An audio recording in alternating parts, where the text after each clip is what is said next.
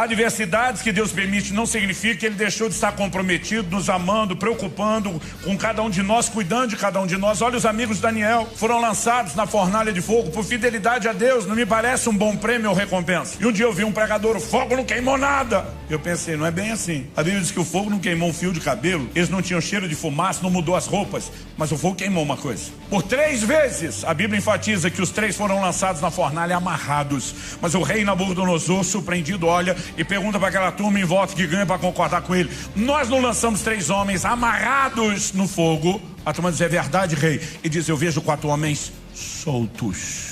O fogo queimou as cordas que os prendiam. Porque Deus tem o poder de usar as circunstâncias adversas para nos libertar das nossas próprias amarras, para nos fazer crescer e para garantir que não virou as costas num processo que pode ser doloroso. Ele manifesta sua presença. O 4º homem na fornalha é uma prova disso. E Jesus prometeu: eis que estou convosco todos os dias, até a consumação dos séculos. Faça chuva, faça sol, dia de eclipse. Ele prometeu que estaria conosco todos os dias.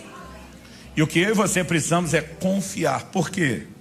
Romanos 8:28 diz: todas as coisas cooperam juntamente para o bem daqueles que amam a Deus e são chamados segundo o seu propósito. Todas as coisas. Se tem alguém que pode acreditar na teoria da conspiração, é o crente. Tudo conspira em teu favor. Não só porque você ama a Deus, mas porque você foi chamado segundo o propósito divino. O propósito não é apenas aquilo que Deus tem de forma geral para todos nós. Ele tem aspectos individuais do propósito. Nos chama alguns de nós para algumas coisas, outros para outras. E por causa do propósito, Deus diz: eu vou fazer tudo conspirar em teu favor. Ele começa a dar sonhos proféticos para José, dizendo: meu propósito é te levantar como um governante. Sua própria família se curvará diante da autoridade que eu vou lhe dar. José, na imaturidade, não administra bem a revelação, dá com a língua nos dentes, fala o que não precisa para quem não tem que ouvir. Seus irmãos ficam com inveja e simplesmente tentam puxar o seu tapete e o vendem como escravo, dizendo: vamos ver o que será dos seus sonhos. Lá no Egito, a Bíblia diz que ainda que como escravo, Deus era com ele, porque circunstâncias difíceis não significa que Deus nos abandonou. Ele cresce e prospera na casa de Potifar, mas porque é fiel a Deus, não aceita os convites e as propostas da mulher de Potifar para ir para a cama com ela. Ele injustamente é preso. Agora ele vai para a cadeia. O cenário está parecendo pior do que o primeiro, mas a Bíblia diz: e o Senhor era com José. Porque as circunstâncias adversas não determinam se Deus está ou não está conosco. O que determina é a palavra e a declaração dele de que ele estaria conosco. Mas quando chega a hora certa, o José está na cara do gol, no timing perfeito para viver o plano de Deus. Por quê? Nosso destino profético não está na mão das pessoas, nem tampouco daquelas que nos odeiam ou querem nos sabotar.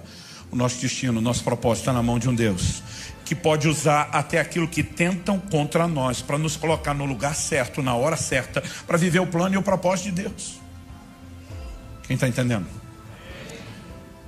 Em Gênesis 45, dos versos 5 a 8, por 3 vezes, José repete para os seus irmãos: Deus me enviou adiante de vós para o Egito. Ele diz: não foi vocês que me venderam para cá, Deus me trouxe. Por 3 vezes ele diz: Deus trouxe. Isso pode levar alguns a concluir de forma equivocada que existe uma espécie de fatalismo, de predeterminismo arbitrário. Então essas pessoas não escolheram fazer o mal contra José. Deus determinou que assim fosse porque ele queria. Será que é isso que a Escritura nos ensina? Não. Porque a explicação bíblica vem do todo da Escritura e não de parte dela. Em Gênesis 50, 20, o mesmo José, falando com os mesmos irmãos, ele diz: vocês na verdade intentaram o mal contra mim, porém Deus o tornou em bem, para fazer como estão vendo agora, que se conserve a vida de muita gente. Ele diz: a parte de vocês, eu não vou tirar a responsabilidade. Vocês tentaram me derrubar, vocês intentaram e planejaram o mal, mas Deus, para quem não há refúgio, tudo é reciclável, transformou a maldade de vocês em bem, porque eu sou fiel a Ele. Eu estou debaixo do propósito e todas as coisas cooperam para o bem daqueles que amam a Deus, são chamados segundo o seu propósito. Juntos somos mais fortes.